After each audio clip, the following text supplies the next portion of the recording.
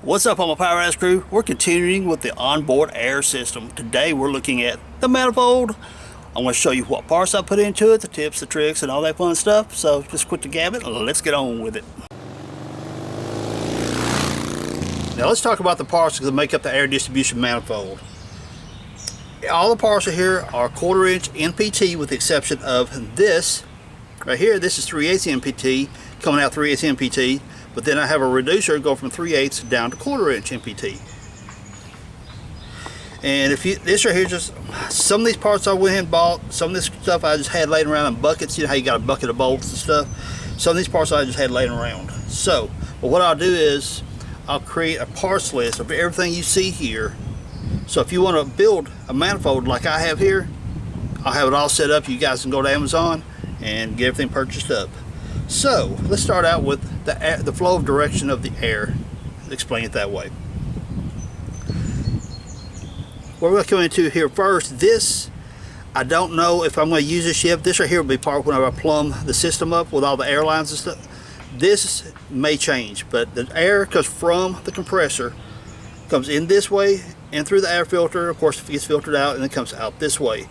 Now, if you guys watched the last video, how to convert an AC compressor, air conditioning compressor, to an air compressor, you'll hear me say that if you need an air filter, if you're going to run an external oiling source.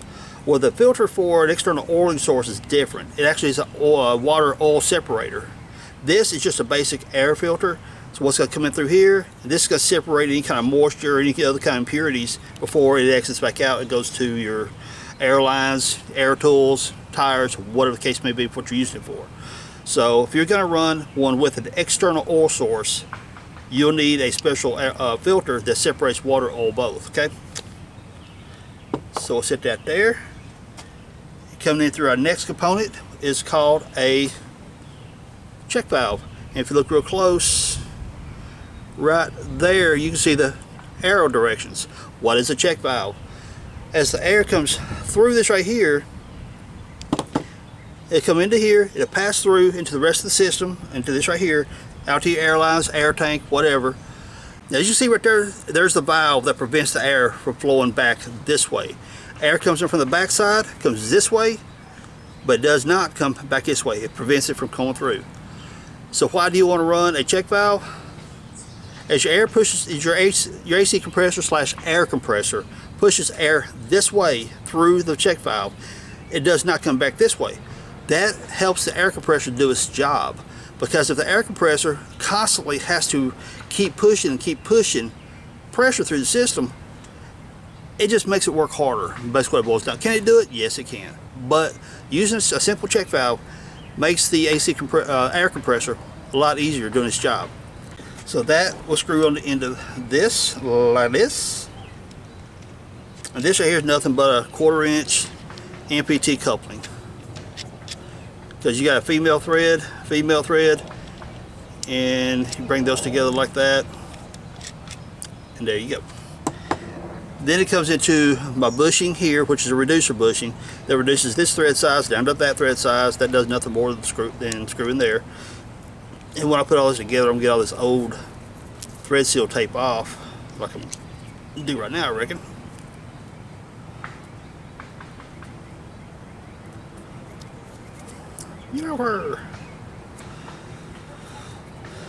Anyway, that'll screw inside there. This will screw inside the bottom of this, like that. Of course, and that screws into here, like that. But honestly, what you want to do is do it like this. Take this system, screw that onto there. Of course, it's going to be thread seal taped and tight. Then this will go like this.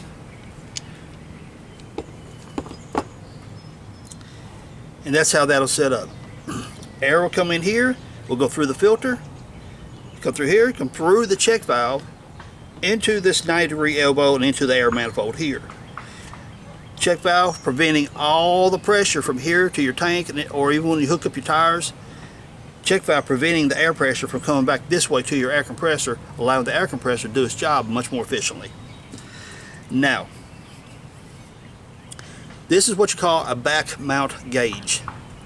back mount because your thread fitting is on the back. There you go. This is a 0 to 160. And the reason that I only went up to 160 psi, yes, these air compressors are capable of much more than 160 psi. When we get to the air pressure switch here in a moment, I'll show you where I'm going to have it cut off at. So I only need a 160. I don't need anything any bigger. So actually this, I'll go ahead and tell you, it cuts off 125 psi. And this has got 5 ports, so the gauge is going in one of them. These 3 items here goes to 3 ports, which is going to leave me 1 extra port, and that ain't nothing but a plug to plug up the extra port, and that's again 1/4 inch MPT. Then I'm going to have an airline fitting under the hood. Hook your air hose onto it for tools, whatever it is you may need.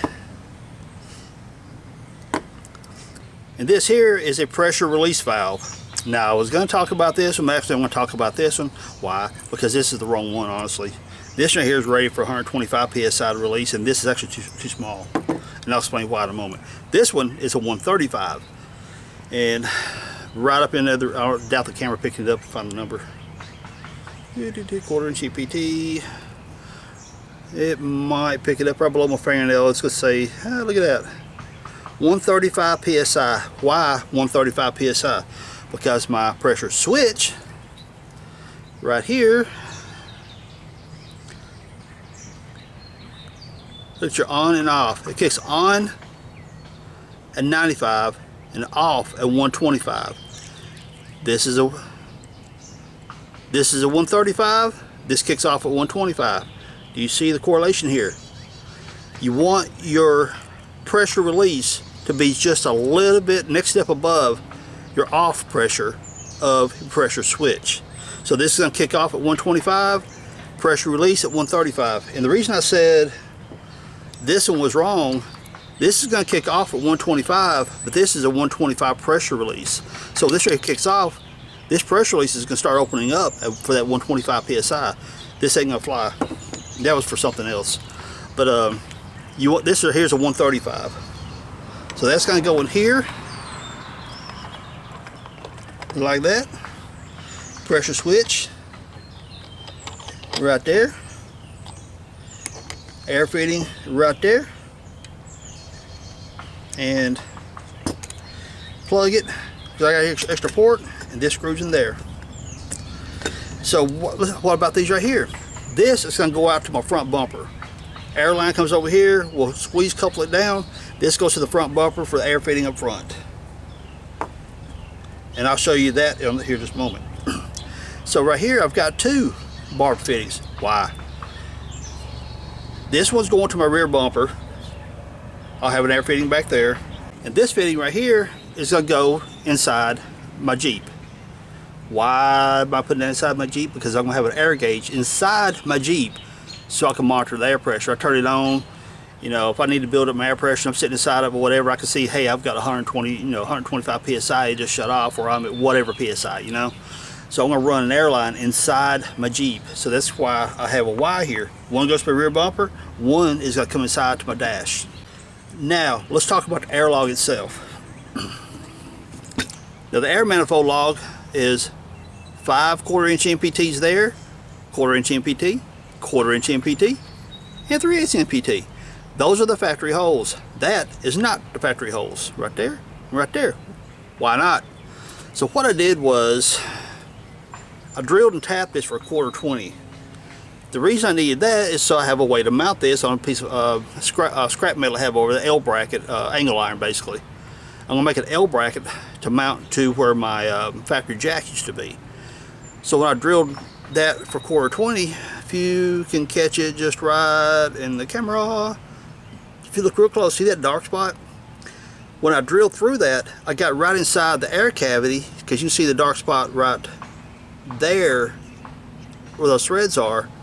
That dark spot is actually where that drills all. Got a skeeter after me. See that hole goes all the way through? That is what that is. That dark spot is where that hole, as you can see right there, passes all the way through this whole tube.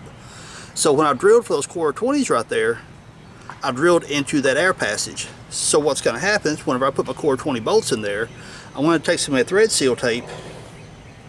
Come here. This right here, of course, off the roll. I'll wrap it around the bolts, run them inside there, to prevent any air leaks from coming out. And on the other side that I don't put the bolts in, I want to take some either bolts or probably set screws, honestly, quarter 20 set screws, so it looks more cosmetically pleasing, and wrap some of that thread seal tape around that, run them inside there to cap off air leaks from this side. Or I've got some liquid stuff I put on the threads that's also a sealer, not a Loctite but a sealer. So that's about the air manifold. Let's head over to the Jeep and look at the air fittings on it. Then coming back here to the back, we have the bar fitting here, which is already drilled and tapped into my back bumper.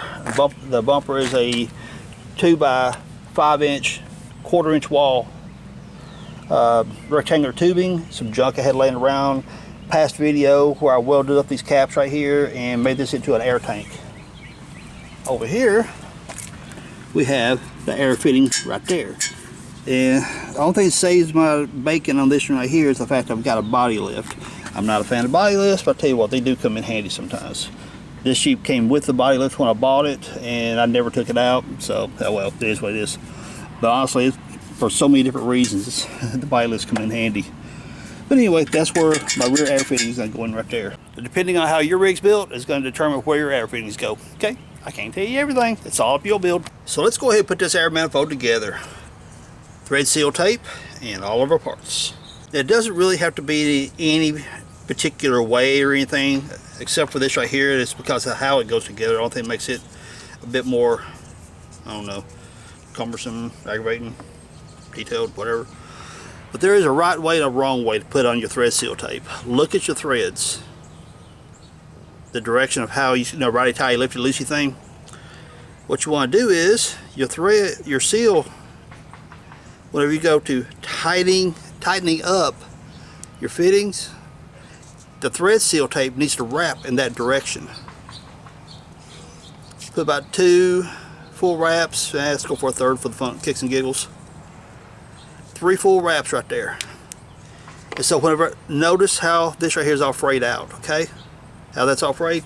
So when I go to put it into the part and I screw it this way and I turn it this way to screw it in, see how it flattens it out? That's how you know you have the right direction.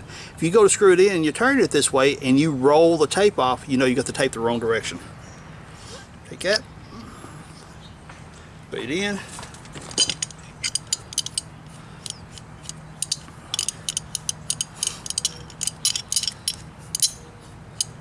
Hey y'all, let me make a little request for y'all.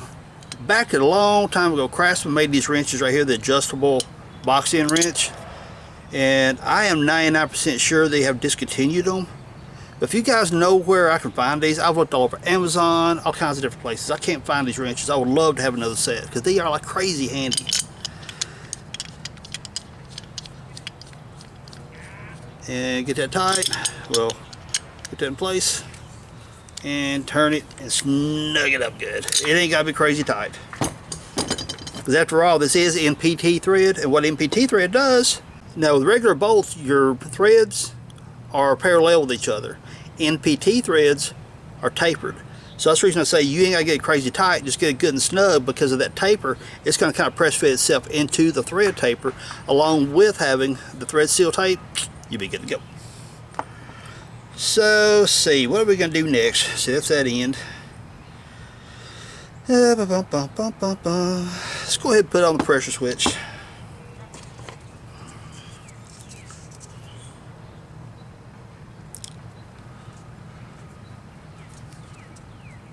And one thing also, watch your tape.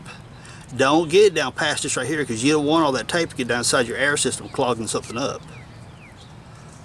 So there's 1 wrap. Only 1, 2, there's 3 right there. Apparently I can't count. And pressure switch right here.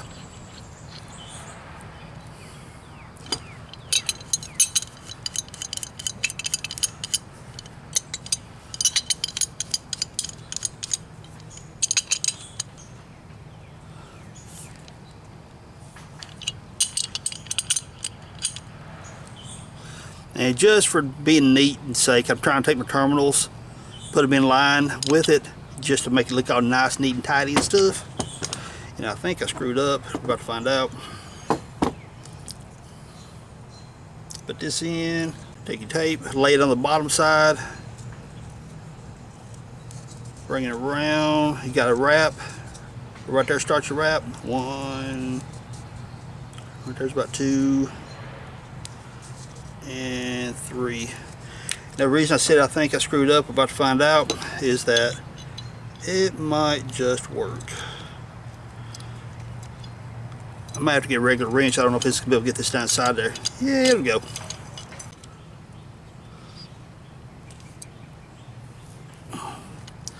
And just a good snug. You ain't got to get crazy with it. Now we'll put this one in. I got some thread seal on that because I was monkeying around with it. But since it's not really in raggedy looking shape like this batch was, I'm going to go and put another about 2 layers over top of this and call it good. And obviously my little fancy wrench ain't going to work on this. So I want to get a regular wrench. Oh. And get that threaded in.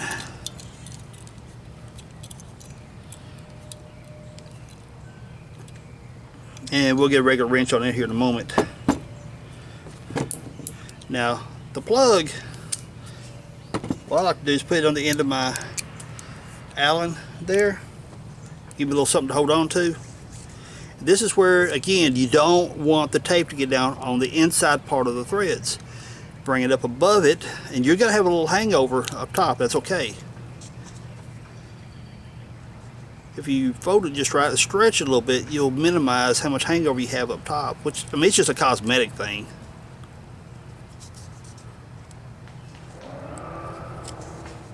Kick it on.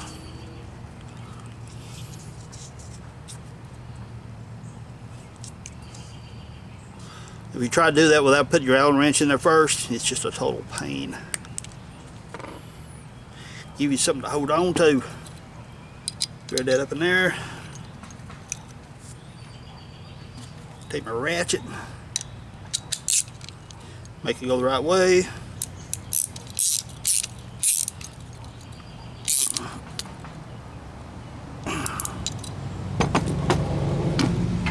Now if you want to be a neat freak at this point, you can grab hold of it and pull off the excess. But you can do that. And for the sake of the video, I'm not going to sit here and fool with it. Now, air pressure gauge. Again, roll it from the bottom side of your threads, because so that way when you turn, you're feeding it on the correct direction.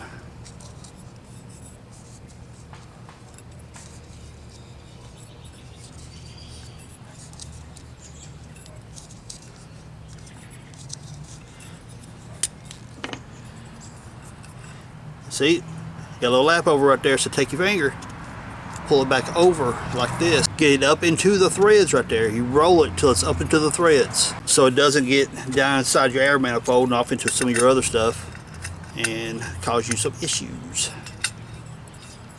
And here in a minute I'll grab a wrench, we'll tighten it up a more, because what I want my gauge to be positioned at, whatever I'm looking over the side of my Jeep, my gauge is positioned to where I need it, so I need to make this come on around.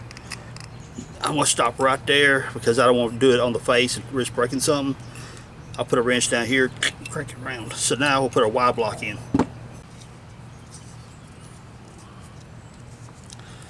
I almost wrapped it too low, got it below the threads. Need to pay attention to what I'm doing. I'm up here looking at the viewfinder, still watching what I'm doing.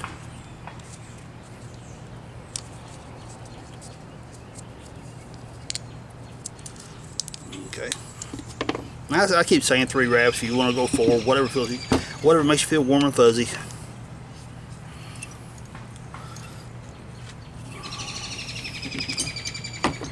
And I probably need a crescent wrench to crank it a little bit, because I want it to be up and down like this, so I can make this work. Yeah, look, see, I told you this wrench is just a bomb. Look at that. Just beautiful, just beautiful.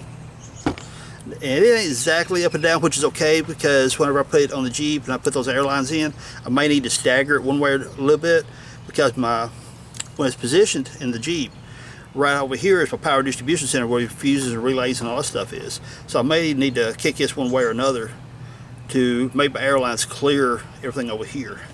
So now Put these barb fittings in. Bottom side. Turn the top towards you. You're rolling on the correct way. Another thing too with running that pressure switch only up to 125 psi. First, the wear and tear on the rest of the system. Whenever you run, now there's some people who want to run their system up to, I want to run it up to 200 psi. There's no real point in that, because I mean, even my shop compressor, I don't run it up to, it's capable of a lot of pressure, but I think I've got it 90 to 125 or something like that. I'd have to look, but it runs all my air tools. It does great for all my tires and stuff I do, and there's no point in running a super high switch.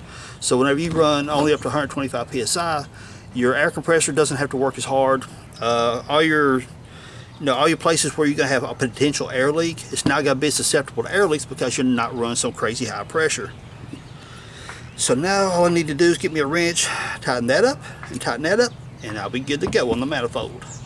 Then we'll look at how to make the L bracket to mount this. Oh yeah, I need to put this in there, don't I? Oh, whoops. So I may have to move this right here a little bit. So I'm gonna go ahead and assemble. I'm not gonna assemble this part right here. That's gonna be the plumbing side of the video. I want to do everything from this point out, put the thread seal tape on, and roll it on this, and we'll call that part good. This part right here will be on the plumbing video, because then I'll make up my mind how I want to put that in. So I'm gonna go ahead and do this real quick, and I'll be right back with you. One thing I want to point out too, as I started putting this fitting into the air filter, look at your arrow. There is a right and wrong way to put this in, so you want that directional flow this way. This is right here is going to the air compressor, so this here, your airflow goes that way. You see the arrow this way. So this is going to the air manifold. Screw right in there. Now you see that red stuff right there? That is a thread seal compound. So you can either put thread seal on it if you want to or not, just to be thorough, because I don't want, to later say, dang, I wish I'd put some on it. I'm gonna put some on it anyway, because I don't want no air leaks. I don't want to have problems later. But I mean, that's why that red stuff is on there. It is a thread sealer to prevent any leaks. Yeah. But me being overkill as I normally do, put that on there. Of course, I need to take that out there, and I need to get that little scrap of stuff off there. But yeah, you get the point. Okay, now that I got this ready to go, I realized I had to clock at about 90 degrees so I can get this to screw on there. And take this like this. Like that. Right there's good. And then I can clock this back to where it was. And there we go. Air manifold built. So here is where your factory jack mounts. In my case, I've got this little tube right here. Put this here. I got tools inside this tube right here. That's my little under the hood toolbox. Alright, so I got this bracket that's going to sit right along in here. Then the air manifold is going to bolt on right along in here. So what I got to be careful of, when I put this in place, I still have room for my tube, my toolbox tube, to come through there. So I need to check that real quick, and that'll tell me how deep I can engage this angle iron to come back inside here and tell me where to drill for my holes and such. So set this in place. Angle iron sitting right there. And bring this over. And it's going to sit right along in there. And so what my gauge here is going to be bumping on my tube if I mount it too deep. So I can set it at about right along in there. Gives me plenty of clearance. Looks like I'm bring this up here. Hold that there. Move my tube out of the way. I've got the tools out of it right now so I can deal with it a little easier. So by right along in there. So I've got probably about an 1/8 inch gap from this fold right here to the edge of the metal. So that gives me good engagement in the metal to hold this in place. Probably what I'm gonna do is clamp it here and here. You take my drill, boom, boom, for a couple holes. That sounds like a good idea.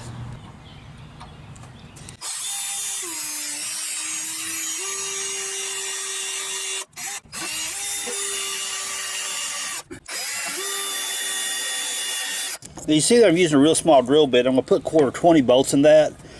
But I take a real small bit and cut my pilot hole through there first, and then I'll step up to the 1/4 bit. It always makes the cutting the larger hole much easier.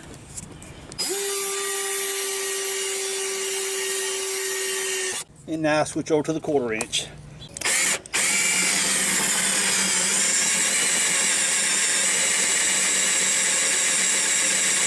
So I'm going to drill these out, and I'll be back with you in a bit. So I've got my holes drilled, and I've got this bolt in there kind of snugged a little bit to hold that bracket in place, and this one's kind of sitting in there. Using 1/4 bolts, that's a 5/16 hole. Yes, it's just a smidget big, but it's going to give me room to, you know, line everything up, and I got to put my manifold back here to figure out where I'm going to put my centers. So now I'm going to take my manifold and kind of put it in here, kind of somewhat centered it, because that's kind of where it's going to work out for me. But what I'll do is I'll come up top, like right there and right there, then I'll project those lines downward to about right along in there.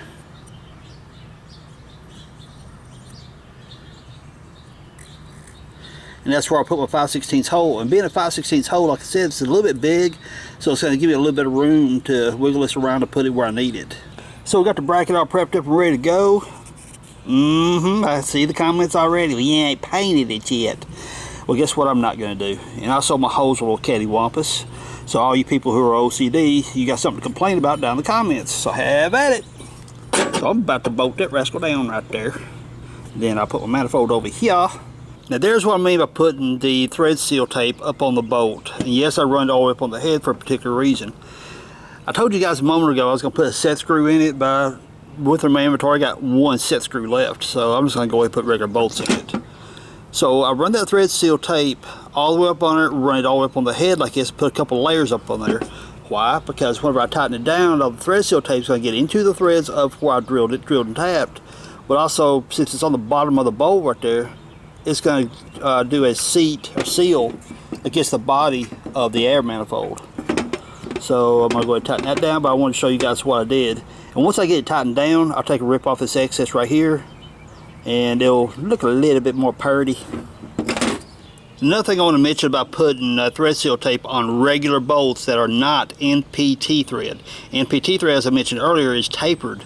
So as the NPT thread is threaded into the body of whatever, it actually does a wedge type effect, making it seal that much more. Well, regular straight style threads, SAE threads, they're straight. That's just it. They are straight. So you're going to have to put a little extra thread seal tape on there to ensure you don't have any air leaks. So I've got about 5 wraps on there, and up on the head right here, up on the head of the bolt, I've probably got 2 wraps up on that, causing a good thick bunch up underneath the head of the seat. So as it presses against the body of the air manifold, it should seal. So I just wanted to mention that. There is the option too, that if you knew exactly, hey, I am going to use this side of the manifold and only drill and tap one side and don't do the other side, could have done that. But I wasn't exactly sure how I was going to fabricate my mouse at the time, so I went ahead and drilled and tapped both sides, knowing that all I had to do was take a bolt or something like that and plug the other side. It'd been fine. So we have the manifold all set up. We got our pressure release valve, we got extra air access right there. I'm trying to find some cover, some kind of nice looking cover to slip over top of these to protect them from the elements, weather, grease, whatever the case may be, to keep them looking pretty and not getting all jammed up, so when they're ready to use, there's no junk in them. So if you guys got any ideas, drop them down in the comments of what kind of covers can I get hold of to slide over top of that. I went to Lowe's, Harbor Freight, and I didn't see anything that said, hey, yeah, that's what I want. So if you guys got an idea, drop it down in the comments. Of course, got these bolts in, got lots of thread seal tape as I showed you.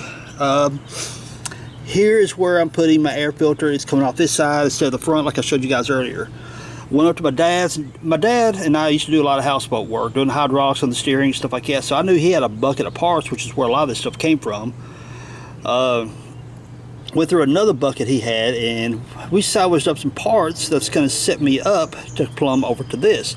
Now from here to here, I'm not going to run hardline, but coming off from here to here, I found a section of soft copper, so I'm going to make me like a little cooling tube coming down. It's going to drop down, go under the compressor, and come out to about right along in here. Then I'm going to put a piece of soft line from here to here. reason I'm putting a soft copper in, because there's heat generated coming off the compressor. As the compressor's doing its job, compressing air, compressed air generates heat. So it's gonna be kind of warm coming off here. I know a lot of people will put their soft line, the rubber airline, directly onto this, which nothing really wrong with that, I guess. And maybe I'm being overly complicated, but I'm kind of a nerd and I like doing this stuff.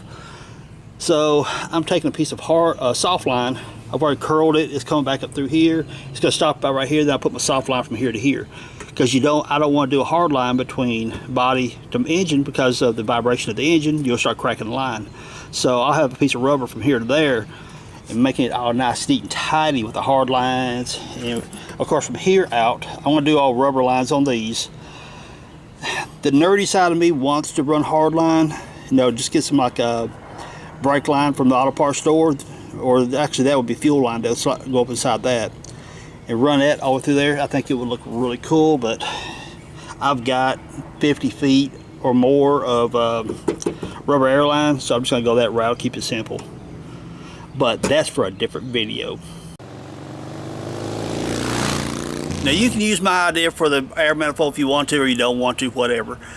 Take what I did as a guideline of what you need and how things are set up in the whole flow process of how the air comes through, okay? Now how you build it, completely up to you. But just remember that your air pressure switch and your blow-off valve needs to be really close to each other. If you're, in the case of this right here, my air cutoff is 125 psi.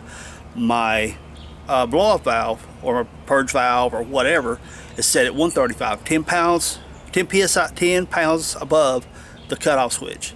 So that's going to protect the system in the event that the cutoff switch locks shut and that compressor keeps running. These things can build up a lot of pressure. So the blow-off valve is going to release the pressure before it damages the compressor or any of the hosing or anything like that. I'll put together the parts list of everything I used right here. I'll drop it down below in the description, and down in the comments area, I'll make a little area down there so you guys can know what parts I used. And if you want them, you click them in your little Amazon box, go pick them all up. Now here's what happens. That Amazon links I put on there, that's what you call affiliate links. And what affiliate links does, if you purchase any of those parts, me at Power Addicts get a small portion of that sale. It doesn't cost you guys one extra penny at all. It doesn't cost you anything extra. It just gives me a little bit of kickback to help make these videos for you. Cool? So whenever you guys use those Amazon links, you're actually helping the channel grow. And I really appreciate that, because I've seen a lot of activity through my Amazon links and stuff. I really appreciate everyone that's doing that. So everyone, if you enjoyed this video, thumbs up, subscribe if you haven't, and leave me some cool comments down below. Peace out. Later, y'all.